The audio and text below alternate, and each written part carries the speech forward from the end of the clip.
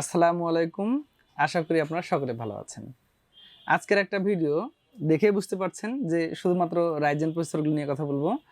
তো আমার মনে হয় যারা রাইজেন দিয়ে পিসি বিল্ড করতে চাচ্ছেন তাদের একটু আইডিয়া হয়ে যাবে যে আপনার জন্য কোন প্রসেসরটা কেনা উচিত। তো বন্ধুরা, AMD সিরিজের প্রসেসরগুলো বাংলাদেশ মার্কেটে ইভেন ওয়ার্ল্ড ওয়াইড যথেষ্ট জনপ্রিয়তা অর্জন করেছে শুধুমাত্র তাদের পারফরমেন্সের কারণে। তো আমার মনে হয় এই ভিডিওটা দেখে আপনার জন্য অনেকটা ক্লিয়ার হয়ে যাবে। তবে হ্যাঁ, যদি ভালো লাগে একটা শেয়ার করে দিবেন, তাহলে হয়তো আপনার নিকটতম যারা আছেন তারা দেখে একটা আইডিয়া নিতে পারবেন যে তাদের জন্য কোন প্রসেসরটা সবচেয়ে বেটার হবে। তো আমরা জানি যে রাইজেনের মোটামুটি যে প্রসেসরগুলো পাওয়া যাচ্ছে দুই ধরনের প্রসেসর হয়। একটা হচ্ছে ইনবিল্ড আইজিপিইউ থাকে, আমরা যাকে বলি যে গ্রাফিক্স সহ, আর একটা হচ্ছে গ্রাফিক্স ছাড়া। যারা হয়তো গেমিং সেগমেন্টের পিসিগুলো বিল্ড করতে চান অথবা যারা চান যে আমি ডেডিকেটেড গ্রাফিক্স কার্ড কিনবো, তারা সবসময় ইনবিল্ড যে গ্রাফিক্স কার্ড প্রসেসর আছে সেগুলো স্কিপ করতে পারেন, অর্থাৎ গ্রাফিক্স ছাড়া প্রসেসরগুলো নিতে পারেন। আর যারা হয়তো ভাবছেন যে না, আমার গ্রাফিক্স কার্ড লাগবে না, আমি তো টুকটাক কাজগুলো করব, ইনবিল্ড হলেই আমার যথেষ্ট, সেক্ষেত্রে আপনি যেগুলোতে গ্রাফিক্স বিল্ড আছে সেগুলো নিতে পারেন। এখন আমরা কিভাবে চিনব, তো এটা নিয়ে একটা ভিডিও দেওয়া ছিল আমার। তারপর একটু বলি, যে প্রসেসরের শেষে রাইজেনের শেষে জি থাকে সেটা হচ্ছে মূলত ইনবিল্ড গ্রাফিক্স সহ প্রসেসর, আর যেটা শেষে জি থাকে না অথবা এক্স থাকতে পারে সেটা হচ্ছে আইজিপিইউ ছাড়া, অর্থাৎ আপনাকে এই প্রসেসরটাতে ডিসপ্লে আনতে গেলে একটা অতিরিক্ত গ্রাফিক্স কার্ড লাগাতে হবে। তো যে প্রসেসরগুলোতে গ্রাফিক্স কার্ড থাকে না, মানে গ্রাফিক্স বিল্ট ইন থাকে না, আইজিপিইউ থাকে না, সেই প্রসেসরে দেখবেন যে আবার ক্যাশ মেমোরির পরিমাণটা একটু বেশি থাকে। কোর থ্রেড একই হলেও ক্যাশ মেমোরি বেশি থাকে, যে কারণে ওই প্রসেসরগুলোতে পারফরমেন্স তুলনামূলক এটার চাইতে কিছুটা বেশি হতে পারে। আর হলো যে যেটাতে গ্রাফিক্স থাকে সেটার অ্যাজ ইউজুয়ালি থাকবে, সেটাতে ক্যাশ মেমোরিটা সবসময় কোম্পানিরা একটু কমিয়ে দেয়। তো এখন চলে যাই আজকের কী কী প্রসেসর নিয়ে কথা বলবো সেটাতে। ডিসপ্লেতে আপনারা দেখছেন Ryzen 5, Ryzen 7, এই দুটো প্রসেসর নিয়ে কথা বলবো। এগুলোর কি কি মডেলগুলো এখন বাংলাদেশে আছে সেগুলো নিয়ে। প্রথমত যদি বলি রাইজেনের 4600G এবং 4650G, এই প্রসেসরগুলো মোটামুটি কাছাকাছি বাজেটের। হয়তো যাদের বাজেট ধরেন 11,000 11,500 টাকার এর আশেপাশে শুধু প্রসেসরের জন্য খরচ করতে চান, তারা আপনারা 4600G 4650G এই প্রসেসরটা আপনার পছন্দ তালিকায় রাখতে পারেন।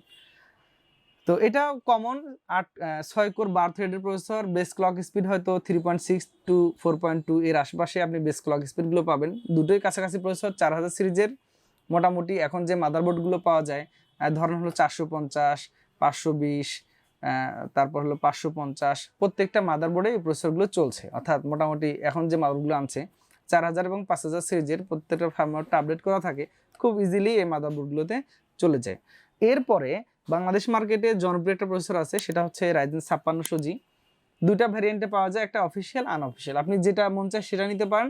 যদি আপনি অফিসিয়ালটা নেন সেক্ষেত্রে হয়তো কিছুটা খরচ বেশি হতে পারে, আনঅফিসিয়াল নিলে কিছুটা খরচ কম হতে পারে। তবে হ্যাঁ, আপনি যেটা ইচ্ছে ওটা নিতে পারেন। অনেকের হয়তো স্যাটিসফ্যাকশনের জন্য অফিসিয়াল প্রসেসরটা নেয়, সেটা নিতে পারেন। আনঅফিসিয়াল নিলেও এখানে অতটা সমস্যা হবে না। আমি বরাবর বলেছি মাদারবোর্ড বা অন্যান্য কিছু কিছু কম্পোনেন্ট আছে যেগুলোতে আপনি হয়তো অফিসিয়ালগুলো নিতে পারেন। তো 5600G প্রসেসরগুলো হয়তো 12,500 বা এর নিচে, 12,000 প্লাস কিছুটা আশেপাশে প্রাইসগুলো পাওয়া যাচ্ছে। মাঝে মাঝে কিন্তু প্রাইসগুলো আসলে একটু এলোমেলো হয়ে যায়, কখনো দেখবেন যে হঠাৎ প্রাইস বেড়ে গিয়েছে আবার কমে গিয়েছে। তো এই জন্য আসলে আমার এটা ধারণা হিসেবে আপনি নেবেন, আপনি হয়তো যেখান থেকে পারচেস করবেন সেখানে একটু দাম দর করে নিলেন, যতটা কম দামে পান সেটাই তো আপনার জন্য ভালো। তা আমিও চাই যে আপনারা একটু কম দামে ভালো জিনিসটা যাতে কিনতে পারেন। অফিসিয়াল 5600G হয়তো 13,500 টাকার আশেপাশে পাওয়া যাচ্ছে, প্রত্যেকটাতেই 3 ইয়ার্স ওয়ারেন্টি আছে। এরপরে যদি আসি 5700G, 5700G যেটা, এটাতে ইনবিল্ড আইজিপিইউ আছে বা প্রসেসর গ্রাফিক্স আছে, আপনাকে ডেডিকেটেড গ্রাফিক্স লাগানোর প্রয়োজন হবে না। যারা মোটামুটি এন্ট্রি লেভেলের না, যারা একটু ভারী ভারী কাজ করবেন গ্রাফিক্স কার্ড ছাড়াই, ওয়েব ডেভেলপমেন্ট রিলেটেড অথবা ধরেন ছোট ছোট ভিডিও ক্লিপস বানান, কামতাশিয়া, ফিল্মোরা এই টাইপের সফটওয়্যারগুলো ব্যবহার করেন, তাদের জন্য 5700G-তে কোনো ডেডিকেটেড গ্রাফিক্স কার্ড না নিলেও আপনি বেশ ভালোভাবে চালাতে পারবেন। আর যখন গ্রাফিক্স নিন সেটা তো আলাদা একটা আপনি অ্যাডভান্টেজ পাচ্ছেনই। তো 5700G এটা হচ্ছে আপনার 8 কোর 16 থ্রেডের প্রসেসর, বেস ক্লক স্পিড হচ্ছে আপনার 3.8, বুস্ট ক্লক স্পিড হচ্ছে 4.6 GHz। যেহেতু এটাতে কোর থ্রেডটা বেশি আছে, আলটিমেটলি আপনি কোর থ্রেড থেকে যে এক্সট্রা একটা ফ্যাসিলিটিস পার সেটা পাচ্ছেন। আর ক্যাশ মেমোরি যা আছে মোটামুটি ভালো আছে, আপনি আপনার পছন্দ লেগে রাখতে পারেন। এই 5700G প্রসেসর যেটা আনঅফিসিয়াল, অফিসিয়াল ভ্যারিয়েন্টে পাওয়া যাচ্ছে, আনঅফিসিয়ালটা নিলেই হয়ে যাবে তাতে আপনার খরচ কিছুটা কমে আসবে। সেই ইনভেস্টমেন্টটা আপনি হয়তো র্যামে বাড়ালেন বা অন্যান্য কম্পোনেন্টে বাড়িয়ে দিলেন। তো এই 5700 জি প্রসেসরের জন্য সুইটেবল মাদারবোর্ড যদি বলি, তাহলে 450 এর একটু গেমিং সেগমেন্টে নিলেন, ধরেন স্টিল লিজেন্ড অথবা গিগাবাইটের গেমিং সেগমেন্টের যে মাদারবোর্ডগুলো আছে অথবা 550 সিরিজের যে মাদারবোর্ডগুলো আছে, এগুলোতে সবচাইতে বেটার পারফরমেন্স দিবে। তো আমার মনে হয় যে আপনার বাজেটের মধ্যে এটা নিতে পারেন। DDR4 RAM supported up to 3200 megahertz পর্যন্ত এগুলোতে সাপোর্ট করবে। তো আমার মনে হয় ঠিক আছে, বাজেটের মধ্যে নেওয়া যেতে পারে। 17,500 বা এর নিচে উপরে আশেপাশে এইভাবে এটাকে পাওয়া যেতে পারে। তো বন্ধুরা, এগুলো মোটামুটি গেল হলো যেগুলোতে আইজিপিইউ আছে। আর এরপর একটু চলে আসছি যে কোনটা যেটাতে গ্রাফিক্স থাকে না সেই প্রসেসরগুলো নিয়ে। প্রথমত যদি বলি, এখানে রাইজেনের একটা আছে এখানে 5600, রাইজেনের আছে এখানে 5500। তো এগুলো হচ্ছে একটা এন্ট্রি লেভেলের প্রসেসর, যারা হয়তো খুব বাজেটের মধ্যে নিতে চান তাদের জন্য ঠিক আছে। তো আপনারা এই প্রসেসরগুলো নিতে পারেন। যেটা 5500, এটা খুব বেসিক প্রসেসর, খুব বাজেট ফ্রেন্ডলি। আইজিপিইউ যেহেতু আপনাকে, গ্রাফিক্স কার্ড যেহেতু আপনাকে নিতেই হবে, সো এটাতেও আপনি থাকতে পারেন। এটাও 6 কোর 12 থ্রেডের প্রসেসর, বেস ক্লক স্পিড হচ্ছে 3.6, বুস্ট ক্লক স্পিড হচ্ছে 4.2 গিগাহার্টজ। মোটামুটি 19 MB ক্যাশ মেমোরি থাকে এই রাইজেন 5 এর 5500 প্রসেসরটিতে। আপনি বাজেটের মধ্যে রাখতে পারেন। ধরেন আপনি একটা ভালো মানের গ্রাফিক্স কার্ডে নিলেন, সেখানে আপনি এই প্রসেসরটা দিয়ে চালাতে পারেন। যদি আমি একটু বাজেটগুলোর মধ্যে বলি, হয়তো ইন্টেলের ARC 750, অন্যান্য এনভিডিয়ার যদি বলি 3050, 3060, অথবা কম বাজেটের মধ্যে 1650, এই টাইপের গ্রাফিক্স কার্ডগুলো কিন্তু খুব ভালো পারফর্ম করে এই প্রসেসরটার সাথে। তো আমার মনে হয় যে এটা নেওয়া যেতে পারে। এই প্রসেসরটা নিলে 9,500 থেকে 10,000 টাকার আশেপাশে পেয়ে যাবেন। ধরুন বিলো 10,000 যদি একটা রাইজেন 5 এর একটা 5500 সিরিজের প্রসেসর আপনি পান, 5000 সিরিজের, এটা আশা করি একটা ভালো গুড ডিসিশন, যেটাই বলি, হতে পারে আপনার জন্য আর কি। তো এরপরে আর একটা প্রসেসর এখানে আছে 5600, শুধু 5600। এটাও কিন্তু আপনার কোর থ্রেডটা সেম, ক্যাশ মেমোরিটা কিছু বেশি আছে। তো 35 MB মতো প্রায় ক্যাশ মেমোরি আছে। কোর থ্রেডের রেগুলার স্পিড পাচ্ছেন। আর হলো যে যেহেতু গ্রাফিক্স কার্ড লাগাবেন, সো ফুল ক্যাশ মেমোরিটাতে একটা ভালো রেজাল্ট কিন্তু আসবেই। এটাতে আপনি ভালো ভালো গ্রাফিক্স কার্ডগুলো লাগাতে পারেন। মাদারবোর্ড হিসেবে 450 সিরিজের যে কোনো মাদারবোর্ড চলবে, 550 সিরিজের যে কোনো মাদারবোর্ড চলবে। এটা খুব বাজেট ফ্রেন্ডলি প্রসেসর। একটু বাজেট ফ্রেন্ডলি বলা যাবে না, যেটা আসলে গ্রাফিক্স সহ প্রসেসর আছে 5600 জি, তার চাইতে কিছুটা কিন্তু বেশি থাকে এটা। তারপরও 12,500 থেকে 13,000 টাকা এর আশেপাশে আমার মনে হয় আপনি পেয়ে যাবেন। তো প্রাইস নিয়ে আমি একটা কথা বলি, প্রাইস আসলে আমি এক্সাক্টটা বলি না, কারণ হলো যে অনেকে হয়তো এটা নিয়ে ঝগড়া করেন অনেক দোকানদারের সাথে। যেহেতু আমাকে অনেকেই চেনেন, অনেকে আমার নাম্বারও জানেন, তারা আমাকে ফোন দিয়ে অনেকে বলেন যে ভাইয়া কেন এই প্রাইসগুলো বলেন আপনি। তো আমি কিন্তু আপনাদেরকে জাস্ট একটা ধারণা দেওয়ার চেষ্টা করি, যাতে আপনারা দেখে শুনে যতটা পারেন কম দামে নেবেন, এটা কিন্তু আপনার জন্য ভালো। তো এরপরে একটু চলে আসি একটা আপডেটগুলোতে। 5600X আছে, 5700X আছে আমাদের কাছে। তো আমার মনে হয় যে যারা আরেকটু বাজেট বাড়িয়ে প্রসেসরের প্রতি ইনভেস্ট করবেন, তারা নিতে পারেন 5600X প্রসেসরটা। 35 MB ক্যাশ মেমোরি আছে, এটাও 6 কোর 12 থ্রেডের, বেস ক্লক স্পিড হচ্ছে 3.7, বুস্ট ক্লক স্পিড হলো 4.6 GHz। তো এটা আপনি নিতে পারেন একটু ভালো ভালো বাজেটের যারা পিসি বিল করবেন।